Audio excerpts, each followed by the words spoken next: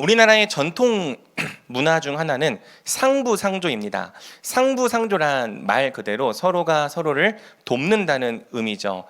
논농사를 주로 지었던 우리나라는 서로가 서로를 돕지 않고서는 농사에 들어가는 엄청난 노동력을 감당할 수가 없었습니다. 그래서 우리나라는 예로부터 공동체를 매우 강조했고요. 서로가 서로를 기꺼이 도와야 한다는 상부상조의 정신을 미덕으로 삼았죠. 농사를 지을 때도 두레라고 하는 공동 노동 조직을 만들어 운영했고요. 서로 필요한 노동이 있다면 품앗이라는 형태로 서로의 일을 거들어 주었습니다. 여러분 다 이 학생 때 사회 시간에 배운 내용이죠. 육아도 마찬가지였습니다. 과거에는 동네 주민들끼리 육아도 함께 분담했어요. 제가 어렸을 때만 해도 그런 흔적이 좀 남아 있어서 필요하면 옆집에도 갔다가 윗집에도 갔다가 이웃의 집에 잠시 맡겨질 때가 있었고요. 꼭 이웃의 집에 가면 그 형들이 이제 재밌는 이 게임을 시켜주기 때문에, 저 때는 막 포켓몬스터를 시켜주기 때문에 오히려 이 이웃의 집에 가는 걸 굉장히 좋아했던 기억이 있습니다.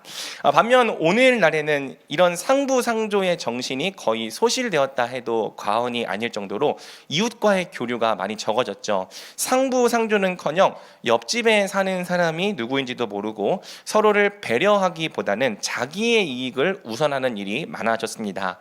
각각의 풍조에 장단점이 있습니다. 과거에는 공동체의 도움을 받는 만큼 제한도 많이 받았죠. 개인보다는 늘 공동체가 우선되어야 한다는 사상을 주입받았던 거예요. 반면 오늘날에는 그런 제한은 없습니다.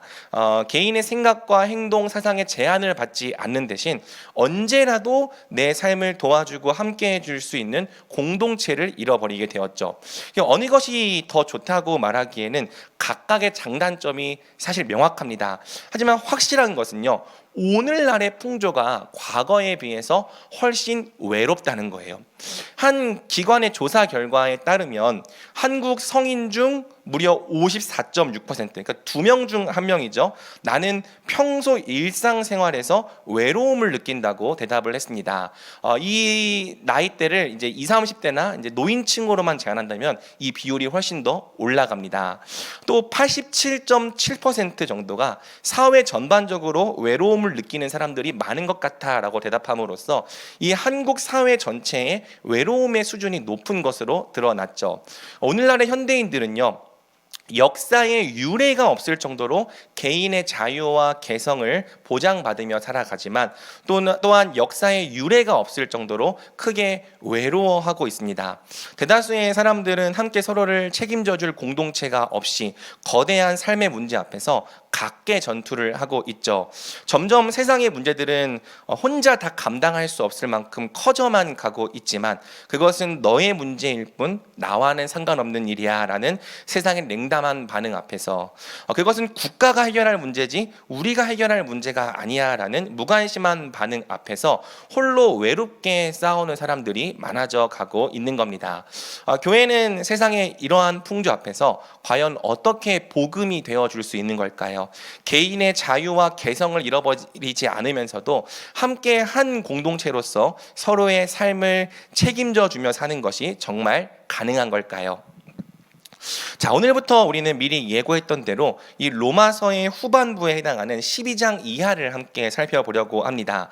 로마서의 후반부는 복음에 합당한 거룩한 삶을 가르쳐 주고 있습니다. 로마서 12장 1절은 우리가 복음의 은혜를 정말 안다면 마땅히 우리 자신을 거룩한 산 제물 하나님의 것으로 드리며 살아야 한다고 말을 하죠. 그러므로 형제들아 내가 하나님의 모든 자비하심으로 너희를 권하노니 너희 몸을 하나님이 기뻐하시는 거룩한 산 제물로 드리라. 이는 너희가 드릴 영적 예배니라. 그리고 우리가 하나님의 것으로 이 땅을 살아가기 위해서는 이 세대를 본받지 않고 오직 마음을 새롭게 함으로 변화를 받아서 하나님의 선하시고 기뻐하시고 온전하신 뜻이 무엇인지를 분별해야 한다고 말하는 거예요. 그것이 2절이죠. 너희는 이 세대를 본받지 말고 오직 마음을 새롭게 함으로 변화를 받아 하나님의 선하시고 기뻐하시고 온전하신 뜻이 무엇인지 분별하도록 가라. 12장 이하에 기록된 모든 본문은 하나님의 뜻을 분별하기 위한 기준으로서 우리에게 주어진 것입니다. 우리는 하나님의 뜻을 분별하되 그것을 우리의 감이나 느낌이 아니라 12장 이하에 기록된 본문들을 기준으로 분별해야 하는 것이죠. 자, 그 중에서 가장 첫 번째로 등장하는 말씀이 바로 오늘 본문인 거예요. 오늘 본문은 복음으로 구원받은 우리가 함께 한 몸으로서 서로에게 지체가 되어 살아야 할 이유를 가르쳐 주고 있는 거죠.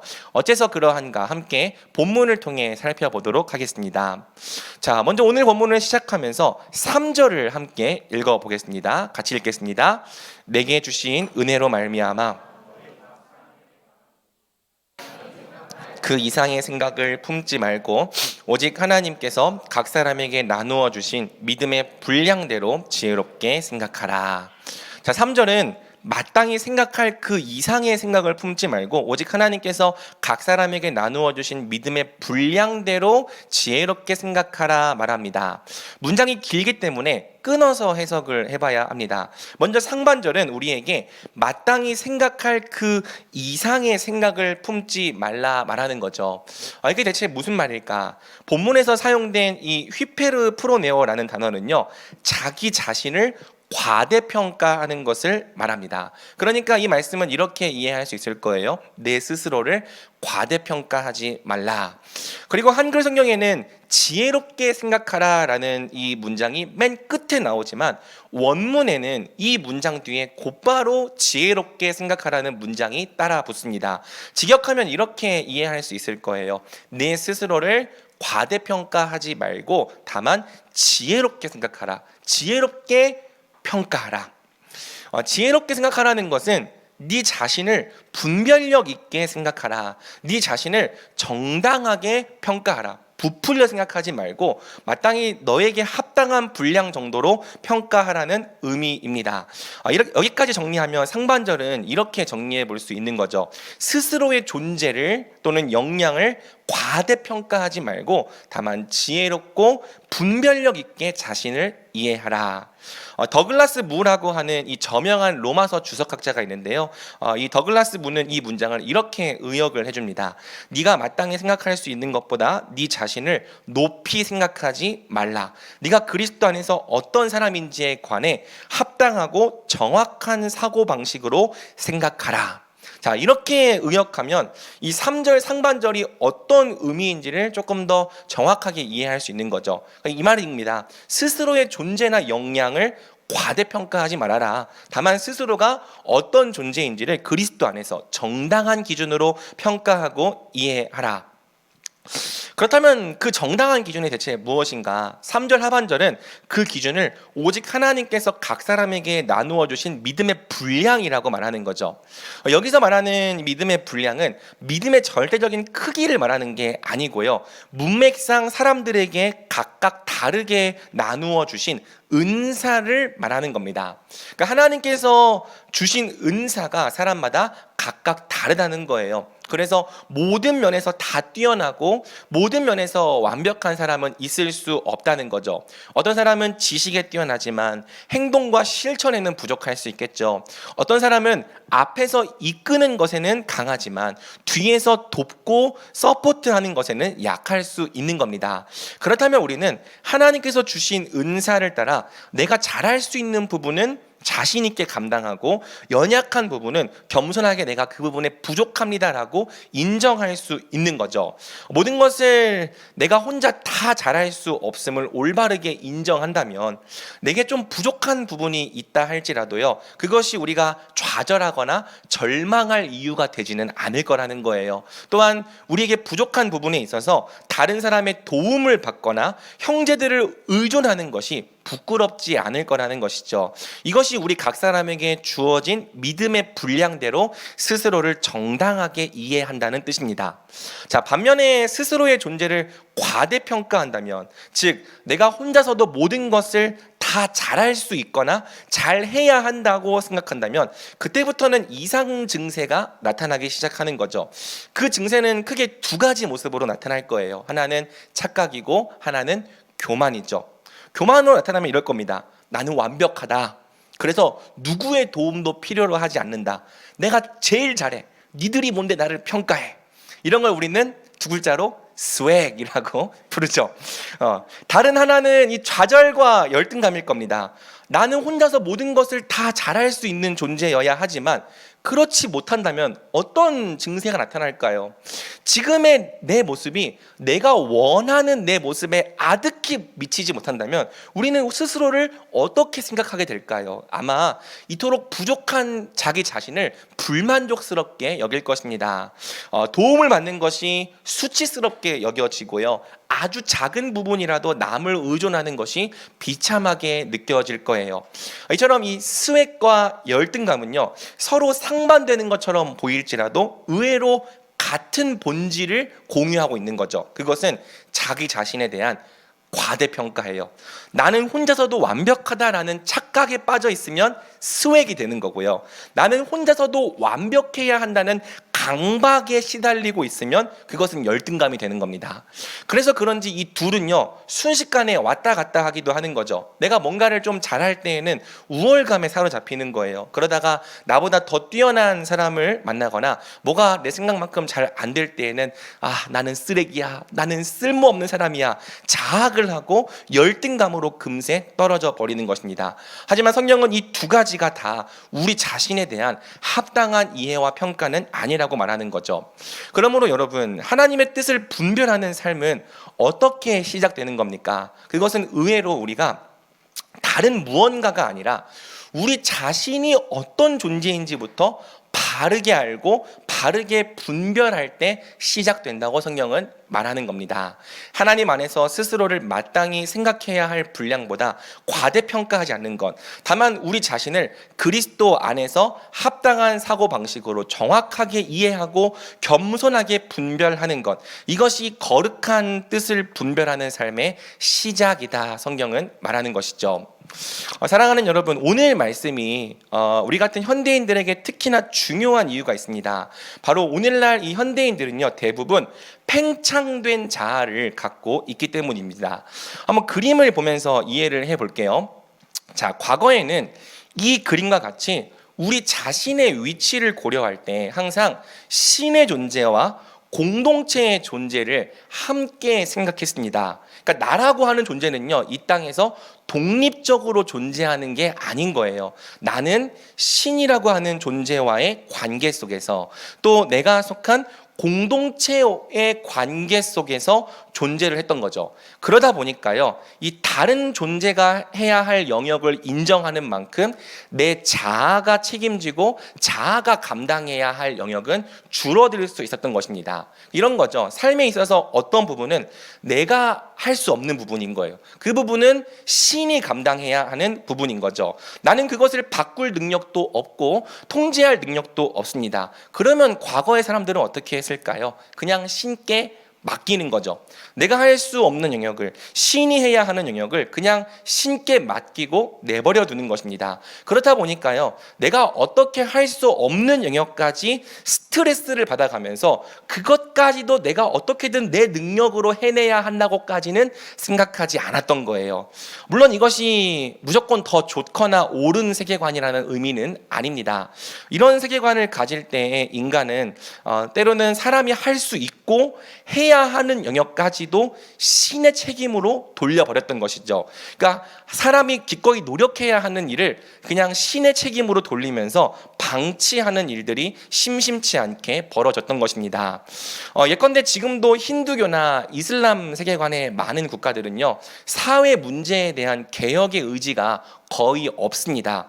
빈민들이 있어도, 굶어 죽는 고아들이 있어도 그것은 카르마, 전생의 업보다라고 말하는 거죠. 또는 인샬라, 이건 이제 무슬림 언어인데요, 신의 뜻이라고 말하면서 방치하는 겁니다. 그것은 신이나 초월적인 존재의 영역이지 우리의 영역은 아니다라고 말하는 거죠. 반면에 이제 현대의 세계관은요, 신의 영역을 지워버렸죠. 여러분, 신의 영역을 지워버렸다면 이제 어떤 일이 벌어질까요? 바로 신이 감당했던 영역까지도 인간이 감당해야 하는 일이 벌어지는 것입니다. 그림을 보면 알 수 있듯이 이제 자아가 이 신의 영역까지 팽창해야 하는 일이 벌어지게 된 것이죠. 여러분, 현대인들은 신의 존재를 부정해 버린 대신 인간을 신에 비견될 만큼 대단한 존재로 만들어 놓은 거예요. 인간은 이성적이고 합리적이며 지혜로운 존재이기 때문에 대부분의 문제를 해결할 수 있고, 지금은 해결할 수 없는 문제도 언젠가 과학이 더 발전하면, 사회가 더 발전하면 해결할 수 있게 될 것이라고 믿게 된 것이죠. 물론 이런 면에 긍정적인 면도 있습니다. 과거에는 그저 신의 책임으로만 돌리던 여러 문제들을 이제는 인간 스스로 해결해 보려고 나서게 된 거죠. 가난의 문제도, 식량과 환경의 문제도, 사회의 윤리 문제도 그저 신에게만 맡겨놓기보다는 인간 스스로 방법과 해결책을 찾게 된 것입니다. 실제로 그렇게 함으로써 개선되고 나아진 부분도 굉장히 많죠. 하지만 문제는요, 정말로 인간이 신의 영역을 완벽하게 대체할 수 있냐는 거예요. 인간이 해결할 수 있는 부분도 많지만 사실은 해결할 수 없는 영역, 인간이 스스로 통제할 수 없는 영역이 여전히 훨씬 더 많은 거죠. 우리는 마치 전문가가 이 땅의 모든 문제들을 다 해결할 수 있을 것처럼 생각하지만, 여러분 사실 여러분 중에 전문가가 분명히 있을 텐데요, 자신이 전문가라고 한다면, 양심을 갖고 있다면 전문가가 모든 것을 다 해결할 수 있는 존재가 아닌 것을 우리는 스스로 인정할 것입니다. 그리고 사실 또 같은 문제를 가지고 전문가를 찾아가도 이 전문가가 하는 말이 다르고 저 전문가가 하는 말이 다르죠. 현대인들은 전문가를 신의 위치에 올려놓고 그들의 말을 따르면 어떤 문제든지 해결할 수 있을 것처럼 여기고 있지만, 사실 그러한 일은 벌어지지 않더라는 거예요. 그럼에도 불구하고 인간은요, 이미 이 우리의 세계 속에서 신을 지워버렸고요. 그렇기 때문에 신의 영역까지 모두 자신의 자아로 감당해야 하는 지경에 이르는 거죠. 안전도 내가 책임져야 되는 거고요. 미래도 내가 책임져야 합니다. 건강의 문제도, 출세의 문제도, 자녀의 문제도 이제는 하나님께 맡겨드리는 영역 없이 인간이 다 통제해야 하는 영역이 되어버린 것입니다. 사람이 다 어떻게 할 수 없는 문제까지도 사람들은 이제 모든 것을 다 자신의 통제 아래 두고 싶어 하게 된 것이죠. 물론 실제로 노력하면요, 어떤 부분은 통제가 되는 것 같기도 합니다. 하지만 여러분 다 인생을 살아봐서 알겠지만 인생의 많은 부분이 우리 생각대로 되지가 않아요. 통제를 쉽게 벗어나 버리더라는 거죠. 그런데도 우리는 이미 신을 지워버렸고 신의 영역을 차지해버렸습니다. 그러니 어떻게 됩니까? 인생의 어떤 부분들이 우리의 통제를 벗어나서 우리의 생각과 다르게 흘러가는 일이 벌어질 때 우리는 그것을 불안해서 견딜 수가 없는 거죠. 원하던 대학에 못 들어갔어요. 원하던 직장에도 못 들어갔습니다. 원하던 시험에 불합격했고요. 원하지 않던 일이 심지어 벌어져서 내가 정말 하고 싶었던 일이나 하려고 했던 일을 못하게 되었습니다. 갑자기 예상치 못한 일에 큰 돈을 쓰게 되기도 했고요. 가족이 큰 어려움이나 사고를 당해서 치료하기 어려운 상태에 빠지기도 했습니다. 내가 생각했던 것이랑 인생이 계속 다르게 흘러가는 거죠. 통제해야 되는데, 내가 내 인생을 완벽하게 붙잡고 있어야 되는데 자꾸만 내 인생의 일들이 내 손아귀를 벗어나더라는 거예요. 신을 지우고 내가 신이 되었는데도 우리는 내 인생의 신의 역할을 제대로 해내지 못하더라는 것입니다. 그러니 어떻습니까? 늘 불안한 거죠. 걱정과 염려 때문에 도무지 잠이 오질 않는 거예요. 자, 문제는 현대인들의 자아가 여기서 한 단계 더 팽창해야 한다는 것입니다. 여러분, 현대인들은 신만 지운 게 아니에요. 또 무엇을 지웠습니까? 공동체의 영역을 지워버린 거죠. 자, 그 결과 우리의 자아는요, 전에는 공동체가 감당해주던 영역까지 팽창하게 된 거예요. 자, 이제 우리의 자아는요, 공동체가 감당해주던 영역까지도 혼자 스스로 감당해내야 하는 지경에 이르렀습니다. 과거에는 내가 공동체에 속하여 의무를 다하는 만큼 유익도 함께 누렸죠. 즉, 내가 공동체에 헌신한다면 공동체도 나를 책임져 주었던 거예요. 물론 그러한 세계관도 다 좋은 것은 아니라고 했습니다. 그러한 세계관 속에서 우리의 개성은 때때로 말살을 당하고 희생을 당해야 했기 때문이죠. 그래서 그래도 있잖아요. 서론에서 말한 것처럼 공동체가 있기 때문에 누리는 것이 굉장히 많았던 거예요. 적어도 공동체가 해줄 부분까지 내가 걱정하며 살지는 않았더라는 거죠. 하지만 이제는 많은 사람의 인생 속에서 서로를 의미 있게 책임져주는 공동체가 사라져버린 것입니다. 그 결과 사람들은 각계 전투를 하게 된 거죠. 이제 이 세상에서 믿을 것은 자기 자신밖에 없는 거예요. 남은 철저히 남일 뿐이죠. 우리의 자아는 신행세를 할 뿐 아니라 혼자서 공동체의 역할까지 다 해내야 하는 지경에 이르는 것입니다. 설교를 쓰면서 여러 예시들이 떠올랐지만 아이를 키우는 부모로서 가장 힘들었던 것은 역시나 이 육아의 문제였어요. 서론에서 잠깐 언급했지만 과거에는 육아를 온전히 부모끼리만 감당하지는 않았죠. 물론 과거에는 이 남자들의 육아 참여가 제로였습니다. 요즘에는 많이 해야 합니다. 자, 그럼에도 불구하고 이 남자의 육아 참여가 제로였던 시대에도 한 가정에서 5, 6 아이를 키울 수 있었던 것은 물론 이제 형제 자매가 서로를 돌보는 것도 있었지만 동네 주민들이 육아를 분담해 주었기 때문입니다. 하지만 오늘날에는 서로가 서로를 돕는 마을 공동체가 없어졌고요. 그 자리를 계속 사회 제도로 메꿔야 하게 된 거죠. 어린이집이나 돌보미처럼 말이에요. 물론 사회제도가 잘 되어 있기는 합니다. 그래도 한계가 여전히 많죠. 특히 이제 어떤 때가 제일 힘드냐면 아이가 아플 때가 힘들더라고요. 아이가 아플 때마다 아무도 도와줄 수 없는 그 상황에서 아이가 아프면은 얼른 어린이집에서 전화가 와서 데려가라고 합니다. 그럼 아무도 도와줄 수 없는 이 서울 도시 한복판에서 발을 동동 구를 때가 굉장히 많았습니다. 아이러니하게도 이런 부분이 대전에 오면서 또 아내가 사모님들의 공동체에 속하게 되면서 많이 해소가 되었죠. 그러니까 제가 부재한 때에도 사모님들이 서로를 도우며 공동 육아를 해주기 때문에 서울에서 아무의 도움도 받지 못할 때만큼은 발을 동동 구르지 않게 된 거예요. 그러니까 아무튼 이제 우리가 살아가는 이 시대는요, 과거에 공동체가 해주던 영역까지 너 혼자 해내야 된다라고 말하는 거죠. 그러다 보니까요, 과거에 비해서 우리는 사실상 엄청나게 대단하고 능력 있는 존재가 되어야 할 것을 요구받게 된 것입니다. 혼자서 자기 인생을 모든 위협으로부터 완벽하게 지켜내고 통제하려면 도대체 우리는 얼마나 대단한 존재가 되어야 하는 겁니까? 또 혼자서 공동체가 해주는 역할까지 다 감당할 수 있으려면 도대체 우리는 얼마나 위대한 존재가 되어야 하는 것입니까? 대체 여러분, 능력이 얼마나 있으면 그런 일이 가능한 걸까요? 대체 돈이 얼마나 많이 있으면, 또 공부를 얼마나 잘해야 우리가 우리 인생을 스스로 지키며 살 수 있는 걸까요?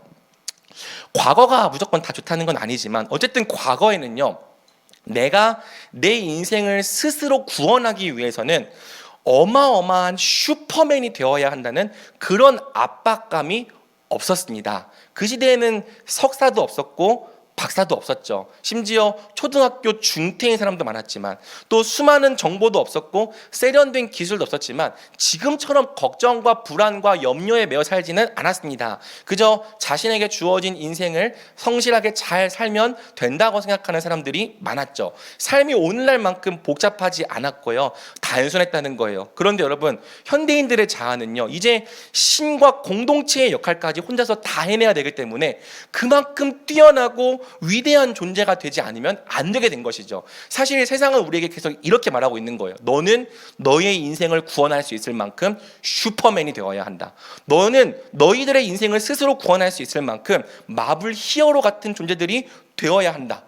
스스로의 인생의 문제들을 통제할 수 있으려면, 예기치 못한 재앙에 대비할 수 있으려면, 즉 내가 자기 인생을 스스로 구원할 수 있으려면요, 아무리 스펙을 많이 쌓아도 부족하고 돈을 아무리 많이 모으더라도 부족하더라는 거죠.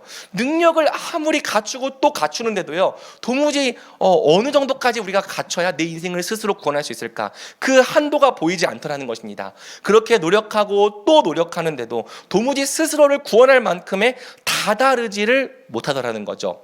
자, 그러면서도 이 SNS와 유튜브는요, 자꾸 우리의 눈과 귀를 속이는 거예요. 상위 1%도 안 되는 인생을 우리에게 보여주면서, 또는 어떤 인생의 밝은 단면만 우리에게 보여주면서 네가 지금 이 SNS에 있는 사람들처럼 살지 못하는 이유는 너의 능력과 너의 노력이 부족하기 때문이라고 말하는 거죠. 그리고 너도 이 사람들처럼 노력하고 충분히 능력 있는 존재가 된다면 스스로의 인생을 구원할 수 있는 존재가 될 거야. 너가 지금보다 훨씬 더 공부를 잘한다면, 훨씬 더 돈을 많이 번다면, 훨씬 더 많은 팔로워를 보유하게 된다면 너는 이 사람들처럼 구원받은 인생을 살 수 있을 거야 라고 우리를 속이고 있는 것입니다. 그러니 여러분, 이 땅의 사람들이요, 얼마나 힘들겠습니까? 우리의 인생이 얼마나 힘들겠어요.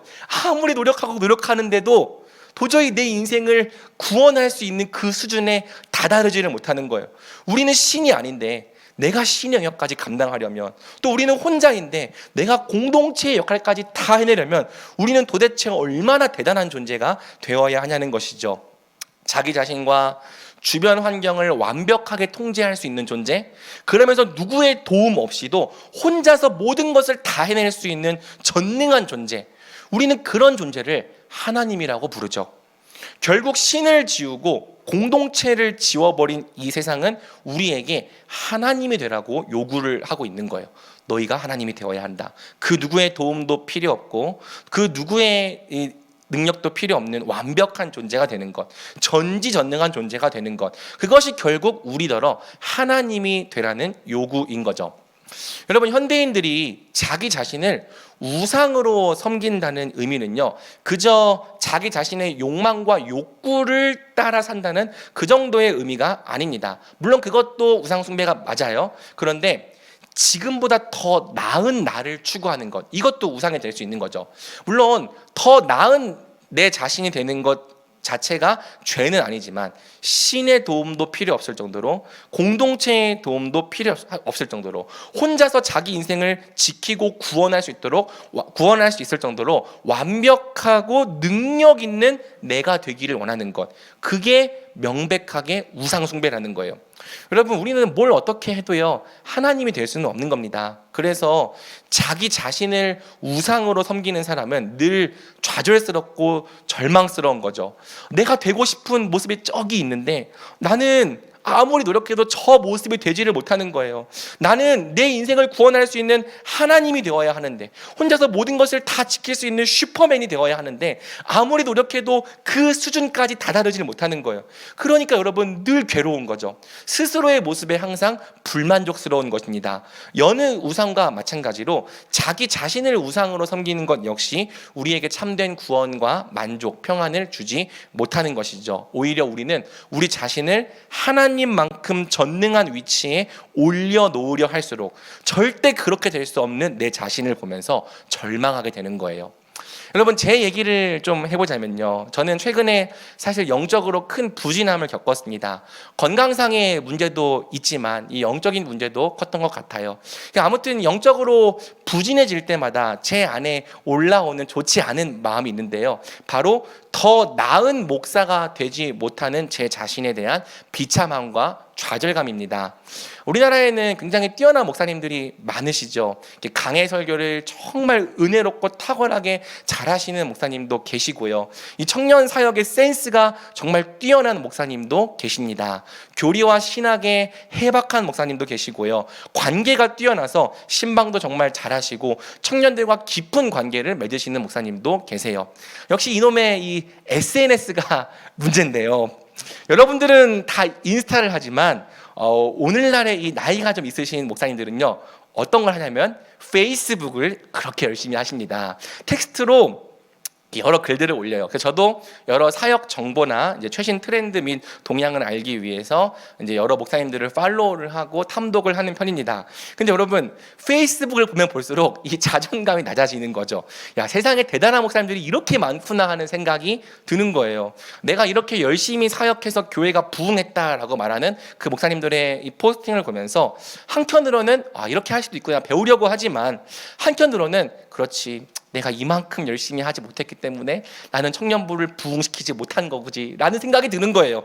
설교는 이렇게 해야 한다, 신방과 사역은 이렇게 해야 한다라는 그런 포스팅을 볼 때도요, 한편으로는 배우려고 하지만 나는 이렇게까지는 못하는데 좌절감이 드는 거죠. 난 저렇게 못하는데, 나는 저렇게 방대한 독서를 바탕으로 설교하지도 못하고 청년들의 심장을 후벼 파는 그런 적실한 적용을 하지도 못하는데, 관계력도 부족하고 외향적이지도 못하고, 그렇다고 막 에너지가 넘쳐서 신방을 미친 듯이 하는 것도 아닌데, 그러니까 사역이 잘 안 되고 설교도 잘 안 써지고 청년들은 줄어들고 여러분은 졸고 자, 영적으로 부진함을 겪게 될 때면요, 야, 나는 왜 이 모양일까? 나는 왜 저렇게 탁월한 목사가 되지 못하는 걸까라는 생각을 자꾸만 하게 되는 거죠. 자, 그리고 내가 사역의 열매를 맺지 못하고 우리 청년부가 부흥하지 못하는 이유는 다 내 탓이야, 내가 능력이 없기 때문이야라고 자책하게 되는 것입니다. 웃으면서 얘기하지만 사실은 굉장히 힘들 때가 있는 거죠. 왜 그런 겁니까? 내가 되어야 한다고 생각하는 그 목사의 그 상에 지금의 내가 턱없이 못 미치기 때문이죠. 그리고 내가 그런 탁월한 목사가 되지 못한다면 나는 앞으로도 사역에 성공하지 못하겠고 어디 가서도 열매를 맺지 못할 거라는 그런 이 좌절감이 있기 때문인 거예요. 사실상 여러분, 불신이죠. 하나님이 하실 일은 하나도 믿지 못하고 마치 내가 그만큼 능력 있는 존재가 되어야, 내가 그만큼 모든 것을 다 잘할 수 있는 존재가 되어야지만 성공할 수 있을 것처럼 제가 생각을 하고 있더라는 것입니다. 당연히 하나님께서 주시는 생각이 아니죠. 최근에 들어서야 저도 알게 된 거예요. 완벽한 나를 추구하는 것도 우상 숭배구나. 그러니까 완벽한 나를 추구하기 때문에 완벽하지 못한 제 모습을 보면서 절망하게 되는 거고요. 이것이 내 자신을 그만한 위치에 올려놓으려고 하는 과대평가인 것을, 우상 숭배임을 알게 된 거예요. 그런데 여러분, 제가 물어보고 싶은 거죠. 과연 이런 생각을 저만 하냐는 거예요. 혹시 여러분도 여러분의 인생을 구원할 수 있을 만큼 더 나은 나가 되지 못하는 여러분 자신을 보면서 절망하고 있지는 않냐는 것입니다. 내가 조금만 더 능력이 있었더라면 벌써 이 나이에 자리도 잡고 집도 사고 결혼도 했을 텐데, 내가 조금 더 실력이 있었더라면 벌써부터 세상에 인정을 받고 사람들에게도 알려졌을 텐데, 내가 조금만 더 재능이 있었더라면, 내게 조금만 더 이 공부에 이 실력이 있었더라면, 결국 여러분, 내게 조금만 더 뭐가 있었더라면, 이 말은요, 내가 지금보다 훨씬 더 뛰어나고 위대한 존재였다면 나는 내 인생을 스스로 구원해낼 수 있었을 텐데, 이 말을 하는 것과 똑같다는 거예요. 하지만 사랑하는 여러분, 이 말은 허상입니다. 아무리 좋고 좋차도 결코 이루어지지 않을 일이죠. 물론 우리가 최선을 다해 자기를 개발한다면 조금 더 나아질 수 있을 거예요. 저는 자기 개발의 가능성이나 효용성 자체를 부정하지 않습니다. 오히려 꾸준히 노력하기만 한다면 우리는 생각했던 것 이상으로 많이 성장할 수 있을 것입니다. 저도 그것을 알기 때문에 나름대로 노력합니다. 하지만 노력한다고 해서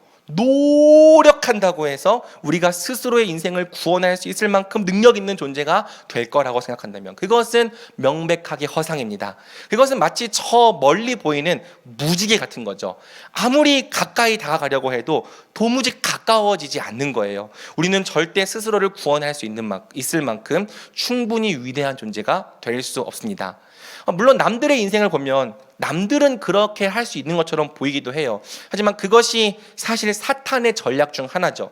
내가 저만큼 능력이 있다면, 저 사람만큼 실력이 있다면, 저 사람만큼 재력이 있고, 저 사람만큼 인맥이 있다면 마치 스스로의 인생을 구원할 수 있을 것처럼 사탄이 우리를 속이는 겁니다. 그런데 막상 그 사람의 위치에 가봐도요, 무지개처럼 저 멀리 있는 거죠.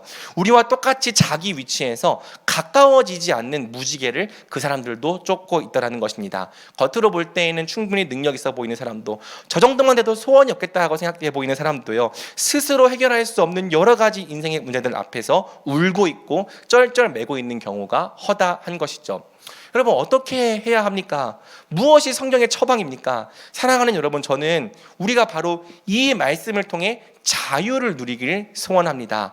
내게 주신 은혜로 말미암아 너희 각 사람에게 말하노니 마땅히 생각할 그 이상의 생각을 품지 말고 오직 하나님께서 각 사람에게 나누어 주신 믿음의 분량대로 지혜롭게 생각하라. 이 말씀은요, 결국 이런 뜻이에요. 네가 혼자서 하나님이 되려는 노력을 포기해라.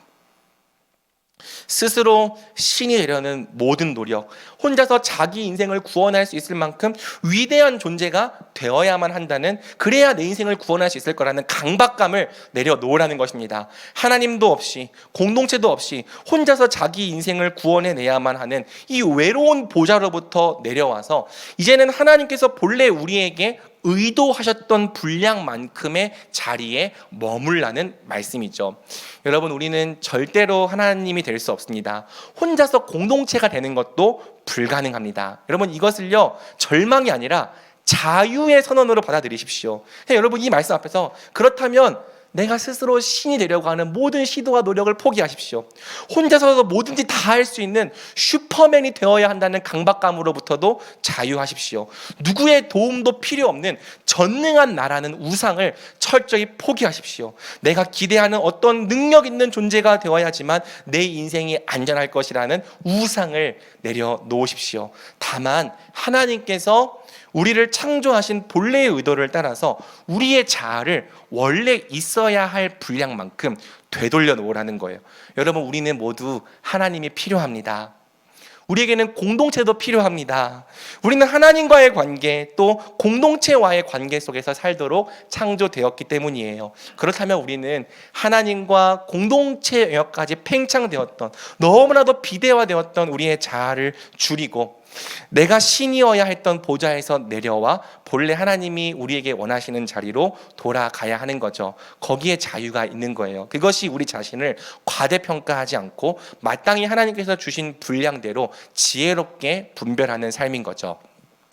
자, 그렇다면 하나님께서 우리에게 원하시는 자리란 대체 어디인가? 하나님께서 우리에게 맡기신 마땅한 분량이란 대체 얼마만큼인가?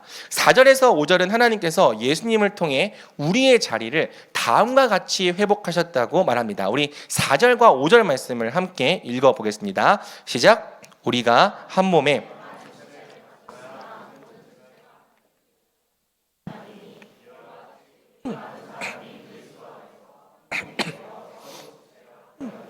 아멘. 자, 하나님께서 우리에게 주신 구원이 무엇이냐? 그것은 우리 각 사람을 예수님 안에서 한 몸의 지체가 되게 하신 것입니다. 예수님 안에서 한 몸의 지체로 존재하게 하신 것, 이것이 바로 하나님께서 우리에게 요구하시는 마땅한 자리요 합당한 분량인 거죠. 여러분, 한번 이것이 우리에게 왜 구원인지를 잘 생각해 봅시다. 우리는 이제 예수님과 연합됨으로 예수님이라는 머리를 갖게 되었습니다. 예수님은 사람이시면서 동시에 우리와 연합하신 하나님이시죠. 예수님이 우리의 머리가 된 순간 예수님은 이제 우리를 다스려 주십니다. 우리의 인생을 주관해 주시고 우리에게 필요한 모든 것을 공급해 주십니다. 그러면 뭐가 회복된 겁니까? 그림을 보면요, 다시 우리 인생에 하나님의 자리가 회복된 것이죠. 다음을 넘겨주세요. 네, 이렇게 해서 하나님, 이거 애니메이션 제가 만들어 왔어요. 잘 만들었죠? 자, 아무튼 하나님의 자리가 회복된 거예요. 여러분, 그리스도 안에 있는 우리의 자아는 더 이상 하나님의 영역까지 다 떠맡아가면서 하나님 행세를 할 필요가 없는 거죠. 왜? 이제 우리는 몸이지 머리가 아니기 때문입니다. 우리는 몸으로서 몸의 일을 하면 되지 더 이상 머리의 일까지 넘볼 필요가 없어진 거죠. 구원받은 우리는요, 예수님의 머리 되심을 기뻐할 수 있는 거예요. 그리고 그분의 다스리심을 신뢰할 수 있고요, 그분의 통치를 환영할 수 있는 거죠. 내가 할 수 있는 일들을 성실하게 잘 감당하되 내가 할 수 없는 영역에 대해서는 기꺼이 예수님을 인정하고 신뢰하며 그분께 맡겨드리는 겁니다. 스스로의 인생을 내가 하나님이 되어서 다 통제하려 하기보다는 그리스도의 주권을 신뢰하는 거고요, 때로는 다 이해할 수 없을 때라도 우리 인생의 선을 이루어 가시는 그분의 선하심을 믿는 거죠. 이제 우리 인생은요, 스스로 신 노릇을 해야 하는 인생이 아니라요, 그리스도가 다스리시는 인생, 그리스도가 책임지시고 돌보시는 인생이 된 거예요. 그렇다면 우리는 이제 그리스도 안에서 이렇게 고백할 수 있겠죠. 여호와는 나의 목자시니 내게 부족함이 없으리로다. 그가 나를 푸른 풀밭에 누이시며 쉴만한 물가로 인도하시는 도다. 내 영혼을 소생시키시고 자기 이름을 위하여 의의 길로 인도하시는 도다. 내가 사망의 음침한 골짜기로 다닐지라도 해를 두려워하지 않을 것은 주께서 나와 함께 하심이라. 주의 지팡이와 막대기가 나를 안위하시나이다.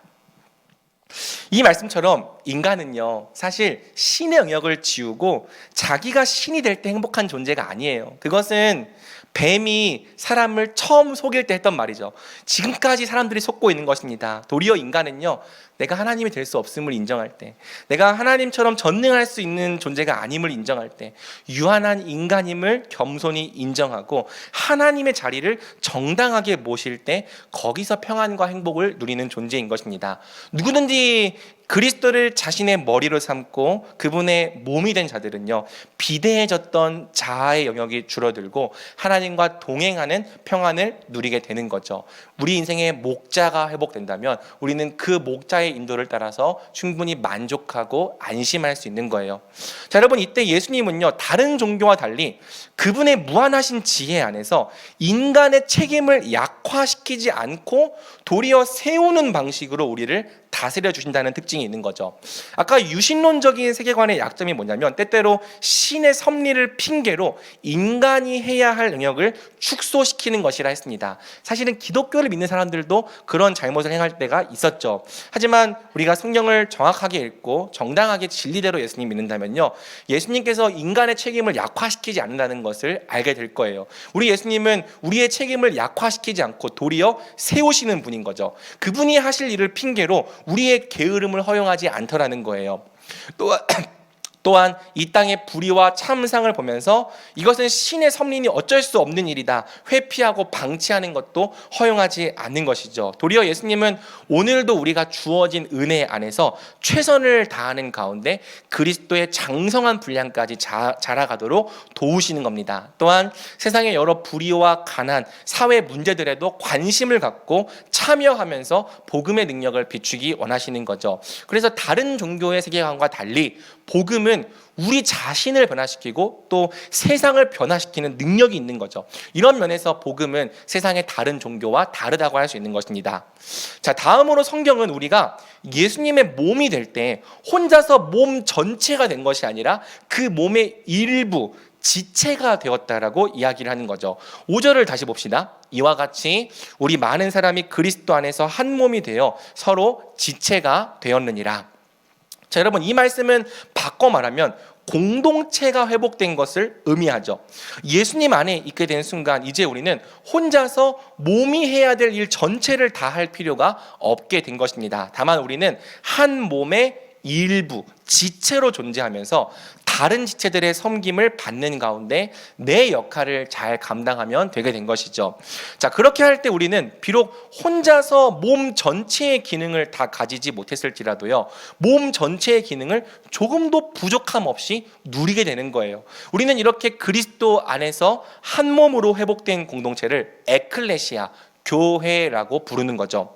그러면 만약 우리가 우리 인생에서 공동체, 곧 교회와 지체들이 해야 될 역할을 받아들인다면요, 그 역할을 받아들이는 만큼 다시 비대해졌던 우리 자아의 영역이 줄어들게 될 것입니다. 그러니까 더 이상 우리의 자아가요, 공동체의 역할까지 혼자 다 해낼 필요가 없어지는 거죠. 그렇다면 우리는 모든 것을 내가 혼자서 다 잘해야 한다는 엄청난 압박감으로부터 해방될 거예요. 우리는 자신감 있게 내가 잘할 수 있는 일을 감당하면서도 내가 잘 못하는 영역에 대해서는 다른 지체들의 도움을 기꺼이 의존할 수 있는 거죠. 그리스도의 몸 안에서 지체로 존재하게 된 우리의 자아는 더 이상 공동체의 영역까지 다 혼자 떠맡아가며 끙끙댈 필요가 없어진 것입니다. 왜? 이제 우리는 교회 안에서 교회가 주는 유익을 누리며 그 안에 지체로 존재하면 되기 때문이죠. 여러분, 성경이 교회를 자주 우리 몸에 비유합니다. 우리 몸을 생각해 보세요. 우리의 눈은요, 먹을 줄 몰라요. 여러분 중에 눈으로 뭘 먹는 사람이 있습니까? 그런 사람은 없겠죠. 그리고 먹은 것을 소화시키지도 못합니다. 하지만 우리의 눈은 영양이 결핍되지 않아요. 뭐 좀 안 먹었다고 해서 갑자기 시력이 사라지진 않는다고요. 왜? 비록 눈은 먹을 줄 몰라도 우리 몸의 입이 먹을 줄 압니다. 우리 몸의 소화기관이 소화를 시킬 수 있습니다. 또한 우리 몸의 혈관이 그 영양분을 눈에게 공급해 줍니다. 그래서 눈의 영양분이 결핍되지 않는 거죠. 마찬가지로 여러분, 우리의 발은요, 앞을 볼 줄 몰라요. 하지만 앞에 있는 장애물에 부딪히지 않고 걸을 수 있죠. 왜? 비록 우리의 발은 앞을 볼 줄 몰라도 몸의 눈이 앞을 봐주기 때문입니다. 그래서 발은 눈이 대신 보고 인식해 준 것을 토대로 장애물에 부딪히지 않고 안전하게 걸을 수 있는 거죠. 공동체는요, 우리에게 절대 너 혼자서 몸 전체의 기능을 다 할 줄 알아야 된다, 그렇게 요구하지 않는 거죠. 예컨대 너는 볼 줄도 알아야 되고 걸을 줄도 알아야 된다, 들을 줄도 알아야 하고 말할 줄도 알아야 된다, 그렇게 말하지 않는 것입니다. 다만 네가 눈이라면 볼 것을, 네가 발이라면 걸을 것을, 네가 귀라면 들을 것을, 입이라면 말하거나 먹을 것을 요구하는 거죠. 각자 자기 분량에 맞게 공동체에 기여할 것을 요구하는 거예요. 그리고 그 외의 부분은 기꺼이 다른 몸의 지체들을 신뢰하고 의지할 것을 말하는 거죠. 자, 구체적으로 6절에서 8절은 실제로 우리가 몸 안에서 서로를 어떻게 섬겨야 할지를 몇 가지 예시와 함께 설명을 해주고 있어요. 우리 좀 길지만 같이 한번 읽어볼까요? 시작. 우리에게 믿음의 분수대로, 혹 섬기는 일이면 섬기는 일로, 혹 가르치는 자면 가르치는 일로, 혹 위로하는 자면 위로하는 일로, 구제하는 자는 성실함으로, 다스리는 자는 부지런함으로, 긍휼을 베푸는 자는 즐거움으로 할 것이니라. 은사에 대해서는 제가 재작년에도 작년에도 엄청 자세히 가르쳤기 때문에 오늘 은사를 열심히 가르치지는 않을 것입니다. 다만 우리에게 공동체가 한번 없다고 생각해 보십시오. 그렇다면 우리가 과연 스스로 충분히 거룩하게 될 만큼 말씀을 잘 먹고 잘 소화시킬 수 있을까요? 물론 어느 정도는 가능할지도 모릅니다. 하지만 말씀의 은사자들, 특히 저 같은 이 말씀의 직분자들 없이는 여러분은 절대 홀로 말씀을 충분히 먹고 소화시키기가 어려울 거예요. 이것은 심지어 목사인 저도 마찬가지입니다. 저는 말씀을 전하는 사람이지만 동시에 말씀을 들어야 하는 사람이기도 하죠. 그래서 저도 말씀을 듣습니다. 스스로 요리를 하기도 하지만은 때로는 누군가가 잘 요리해준 말씀을 시간이 날 때마다 틈틈이 먹으면서 저도 공급을 받는 거죠. 또 여러분, 이 본문에 나열된 이 여러 은사들을 만약 우리가 혼자 스스로에게 행한다고 생각해 보세요. 정말 우리가 스스로를 섬길 수 있을까요? 우리가 정말 스스로를 혼자 위로하면서 그런 위로를 통해 충분히 위로를 받을 수 있을까요? 정말 우리가 스스로에게 긍휼을 베풀면 정말 그 긍휼로 다시 일어날 힘을 얻을 수 있을까요? 물론 어느 정도까지는 가능할지도 모르죠. 자기 자신에게 우쭈쭈 이러면서 잘했어, 칭찬해, 내가 나에게 상을 줄게, 오늘은 내가 나에게 상을 주는 날이야, 뭐 그렇게 하면요 어느 정도까지는 회복이 될지도 모릅니다. 하지만 딱 거기까지만이죠. 우리는 한계를 느낄 거예요. 결코 공동체와 함께 있을 때 얻을 수 있는 위로와 긍휼과 힘을 혼자서 생산할 수 없음을 알게 될 거예요. 우리는 절대 공동체가 줄 수 있는 것을 혼자 스스로 생산해낼 수 있는 존재가 아니기 때문이죠. 그러나 여러분, 공동체의 섬김을 받을 때 우리는 혼자서 절대 채울 수 없었던 영역을, 내가 혼자서 만들어낼 수 없었던 영역을 비로소 체험받게 되는 거죠. 공동체의 위로와 공동체의 긍휼을 받을 때 우리는 스스로 만들어낼 수 없었던 의미 있는 위로를 얻게 되는 것입니다. 여러분, 초대교회가 바로 이렇게 살았다 성경은 말하는 거죠. 심지어 초대교회는 영적인 것들만 나누는 것이 아니라 실제적이고 물질적인 필요도 함께 나누었던 거예요. 그래서 공동체에 속한 자들 중에서 누구도 결핍되거나 가난한 자가 없을 수 있었던 것이죠. 왜? 바로 몸 안에 속하여서 몸의 섬김을 받으며 살아갔기 때문입니다. 사도행전 4장 32절과 34절을 보면은 이렇게 설명하고 있죠. 믿는 무리가 한 마음과 한 뜻이 되어 모든 물건을 서로 통용하고 자기 재물을 조금이라도 자기 것이라 하는 이가 하나도 없더라. 그 중에 가난한 사람이 없으니. 초대교회에 없는 것 두 가지, 자기 재물을 자기 것이라 하는 이가 없다, 그 중에 가난한 사람이 없다. 사랑하는 여러분, 이것이 예수님께서 우리에게 주시는 구원인 거예요. 이것이 또한 성경이 중요하게 가르치고 있는 복음의 중요한 축이라고요. 여러분, 복음은요 단순히 예수님의 십자가를 통해서 내 죄가 용서받았고 나 천국 간다, 그게 아닙니다. 복음은요 우리의 자리를 되돌려 놓는 것이죠. 복음은요 우리의 개인적인 구원만 말하는 것이 아니라 하나님과의 관계, 또 이웃과의 관계에서 바른 위치로 돌아갈 것을 약속해 주고 있는 거죠. 예수님은 신과 공동체의 영역까지 비대해져 있던 우리의 자아를 다시 본래의 자리로 되돌려 놓기를 원하시는 거예요. 머리 대신 예수님의 통치를 받는 가운데 우리가 기꺼이 몸의 지체가 되어서 다른 지체들을 섬기고 또한 섬김을 받으며 살아가기를 원하시는 거죠. 이것이 우리에게 주어진 마땅한 분량이다. 이것이 우리에게 주어진 합당한 평가다라고 성경은 말하는 것입니다. 우리는 혼자서 공동체가 하는 일을 다 할 필요가 없는 거고요. 다만 우리에게 맡겨진 분량대로 공동체를 섬기되 부족하거나 연약한 부분은 기꺼이 공동체를 의지하면 되는 거죠. 자, 이때 예수님은요, 그분의 무한하신 지혜 안에서 우리의 개성을 말살하지 않으면서도 우리가 한 몸의 지체가 되게 하시는 것입니다. 아까 이 공동체가 강조된 세계관의 약점은 개성이 때때로 말살되는 것이라고 했는데요. 세상의 공동체 안에서는 남들과 다른 것이 허용이 되지 않고 때때로 공동체를 위해서 개인은 사라져야만 하는 것이죠. 하지만 복음은요, 우리의 개성을 말살하지 않는 거예요. 도리어 우리의 개성을 세우면서도 우리가 한 몸의 지체로 존재하게 하는 거죠. 고린도전서 12장 17절에서 20절은 말합니다. 만일 온몸이 눈이면 듣는 곳은 어디며 온몸이 듣는 곳이면 냄새 맡는 곳은 어디냐. 그러나 이제 하나님이 그 원하시는 대로 지체를 각각 몸에 두셨으니 만일 다 한 지체뿐이면 몸은 어디냐. 이제 지체는 많으나 몸은 하나라. 오직 복음만이 우리를 완전한 개인이면서 동시에 완전한 공동체이게 하는 거죠. 오직 복음의 능력 안에서만 우리는 완전한 개인이면서 완전한 한 몸일 수 있는 거예요. 이런 면에서 복음은 세상이 말하는 공동체 정신과 다르다고 할 수 있는 거죠. 자, 정리하면 하나님은 비대해진 우리의 자아를 다시 하나님과의 관계 속에 또 교회와의 관계 속에 있게 하십니다. 따라서 우리가 있어야 할 마땅한 자리란 하나님과의 바른 관계 속에서 하나님이 하실 일을 기꺼이 인정하는 자리요, 교회와의 바른 관계 속에서 교회가 할 일을 기꺼이 의지하는 자리라고 할 수 있는 거죠. 만약 우리가 스스로를 과대평가하지 않고 하나님의 관계와 교회와의 관계 속에서 맡겨진 분량대로 살아가려고 한다면 그것이 바로 하나님의 거룩한 뜻을 분별하는 삶이라고 할 수 있는 거예요. 자, 그러므로 사랑하는 여러분, 예수님께서 이루신 이 구원을 바로 여러분의 구원으로 받아들이시길 바랍니다. 원래 여러분이 있어야 할 자리로 돌아가십시오. 지금 하나님은 여러분의 인생에 어떤 위치로 계십니까? 혹시 여러분은 스스로 하나님의 영역까지 다 해내고자 아등바등하고 있지는 않습니까? 그래서 늘 불안과 늘 걱정과 늘 염려에 빠져 있는 건 아닙니까? 여러분이 늘 걱정하고 있다면, 늘 염려하고 있다면, 늘 불안에 매여 있다면 여러분이 혹시 하나님의 자리를 차지하고 있는 것은 아닌지 돌아보십시오. 그리고 이제는 기꺼이 그 자리를 포기하십시오. 범사의 하나님을 인정하십시오. 그리스도를 여러분의 머리로 삼고 그분의 주권에 복종하십시오. 여러분이 할 수 있는 일들을 하되 할 수 없는 일들에 대해서는 아무것도 염려하지 말고 다만 기도와 간구로 하나님께 맡겨드리십시오. 그렇게 할 때 성경은 모든 지각에 뛰어나신 하나님의 평강이 우리의 마음과 생각을 지킬 것이라고 약속합니다. 하나님의 영역을 인정할 때 우리는 자유를 얻을 거예요.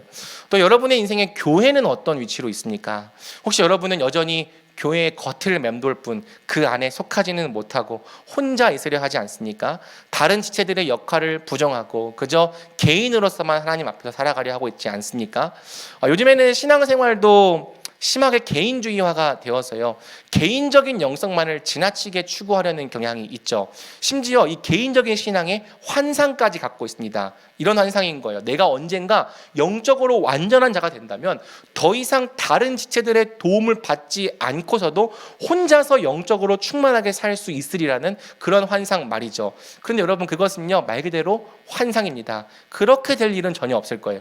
하나님은 우리를 몸의 도움 없이, 몸 없이도 혼자 충만할 수 있도록 그렇게 창조하지 않으셨기 때문이죠. 도리어 우리가 각각 몸에 속하여 몸의 도움을 받을 때에만 온전할 수 있게 창조하셨기 때문입니다.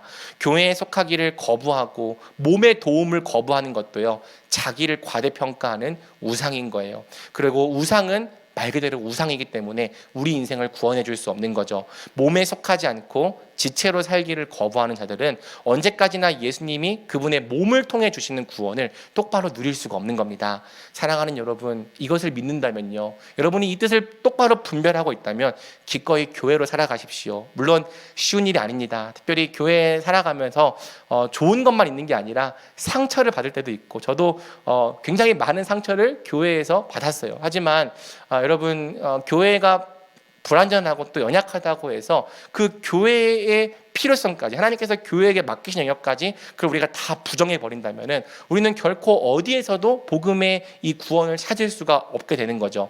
나는 혼자서 몸 전체가 아니라 한 지체뿐인 것을 인정하고 기꺼이 그리스도의 몸에 속하여 다른 지체들의 섬김을 받으십시오. 또한 여러분도 여러분에게 주어진 역할과 은사를 따라 기꺼이 다른 지체들을 섬기십시오. 그것이 우리 자신에 대한 마땅하고도 합당한 이해입니다. 다시 제 얘기로 좀 돌아가 보자면요, 저는 아까 말한 것처럼 솔직히 여러 유능한 목사님들이 가진 그런 탁월한 은사나 재능이 별로 없습니다. 재능이 있다면 설교를 좀 길게 하는 재능은 있는 것 같아요. 네, 작년에 1시간 반까지 최고를 찍었었는데, 물론 저에게도 다른 목사님들이 없는 강점이나 그런 매력이 있겠죠. 하지만 여느 참 좋으신 목사님들의 부족한 점도 많습니다. 저와 조금이라도 가까이서 시간을 보내보았던 지체들은 제가 보이는 것 이상으로 약점이 많은 사람인 것을 충분히 넘치도록 알고 있으리라고 생각합니다. 고개 끄덕이지 마세요. 자, 하지만 그럼에도 불구하고 저는 청년부 사역을 하면서 아주 큰 결핍을 느끼지는 않았어요. 왜? 저는요, 여러분의 은사를 믿고 신뢰했기 때문이죠. 가끔 이 행정단 친구들이요, 저에게 어떤 디자인이나 영상 또는 기획 같은 것을 가져와서 컨펌해 달라고 부탁을 합니다. 그럴 때 저는 아주 가끔 수정사항을 요청할 때도 있지만 대부분의 경우에는 와, 너무 잘했다라고 말하면서 곧바로 오케이를 합니다. 왜? 저는요, 여러분처럼 그렇게 디자인을 할 수가 없어요. 어떻게 매번 사역을 할 때마다 그렇게 포스터를 이쁘게 만들어 오는지 참 대단합니다. 제가 하면요, 보노보노의 무지개 배경밖에 할 수가 없는 거죠. 저는요, 또 여러분처럼 그렇게 영상을 잘 만들 자신이 없어요. 볼 때마다 어떻게 이런 영상을 잘 만들어 오는지 그저 감탄할 뿐입니다. 프로그램을 어떻게 이렇게 잘 만드는지 저의 이 노잼 감각으로는 절대 만들어낼 수 없는 이 기똥찬 프로그램, 재미있는 레크레이션 또는 나눔, 이런 것들을 여러분들은 능숙하게 만들어내고요. 덕분에 매번 야유회나 MT 때마다 참 공동체가 즐거웠죠. 찬양은 또 어찌나 이렇게 잘하는지, 악기 연주는 왜 그렇게 잘하는지 늘 찬양을 통해 은혜 받습니다. 사역적인 부분 외에도요, 여러분 중에는 참 존경할 만한 청년들이 많아요. 타인을 잘 돌보는 지체들이 있고요, 잘 격려하는 지체들도 있습니다. 후배들을 타이르고 잘 가르치면서 성숙하게 세워내는 지체들도 있죠. 만약 청년부의 사역이 저 혼자만의 은사로 돌아가는 것이었다면, 만약 청년부 공동체가 저 혼자만의 능력으로 세워지는 공동체였다면 우리 청년부는 절대 지금과 같은 모습일 수 없었을 것입니다. 하지만 저의 그 무수한 약점이 도무지 보이지 않을 만큼 여러분의 은사는 참 놀랍고 여러분의 그 섬김은 아름다워요. 덕분에 이 3년 동안 참 제가 부족함을 느끼지 않았던 거죠. 힘든 시간이 아예 없는 것은 아니었지만 여러분의 그 귀한 섬김과 공동체를 향한 사랑 때문에 저도 이 안에서 사랑받았고요, 참 많은 이 행복을 누렸습니다. 여러분 덕분에 부족함을 모를 정도로 기쁘고 행복했죠. 바라기는요, 저희 공동체를 찾아오는 자들마다 다 저와 같은 기쁨을 누렸으면 하는 거예요. 우리 공동체 안에서 지금 이 중심으로 잘 들어온 지체들도 있지만 여전히 또 들어오지 못해서 아직까지 좀 겉에 있는 지체들도 있다는 거 알고 있습니다. 조금만 더 용기를 내어 주십시오. 알고 있어요. 한 공동체에 속하고 들어간다는 것이 얼마나 어려운 일인지. 이미 나 빼고 다 친해 보이는 이런 낯선 공동체에 기꺼이 자기를 낮추고 들어가는 것에 얼마나 많은 용기와 겸손이 필요한 일인지. 하지만 여러분, 만약 여러분이 그 두려움을 이기고 기꺼이 몸의 지체가 되어 살기를 결단한다면 여러분은 이 몸 안에서 하나님께서 주시는 정말 많은 은혜를 누릴 것입니다. 하나님께서 그리스도의 몸을 통해 주시는 구원이 무엇인지를 비로소 알게 되고 경험하게 될 것입니다. 물론 우리가 다 죄인인 이상 상처받는 일과 실망하는 일이 없을 수는 없겠지만 그럼에도 불구하고 하나님의 답은 교회입니다. 교회는 하나님의 여러 가지 답 중에 하나가 아니라 하나님께서 우리를 이 세상에서부터 구원해 내시는 유일한 답인 줄 믿으시기 바랍니다. 말씀을 맺겠습니다. 그렇다면 우리가 함께 교회가 됩시다. 더더욱 함께 말씀에 심기며 정말 성경이 말하는 그런 교회다운 교회로 자라갑시다. 예수 그리스도를 머리 삼은 한 몸 안에서 서로가 서로에게 지체가 되어 살아갑시다. 그렇게 살아갈 때 주 예수 그리스도로 말미암은 구원과 복음의 은혜가 날마다 저와 여러분의 인생 가운데 넘치기를 주님의 이름으로 축복합니다. 아멘.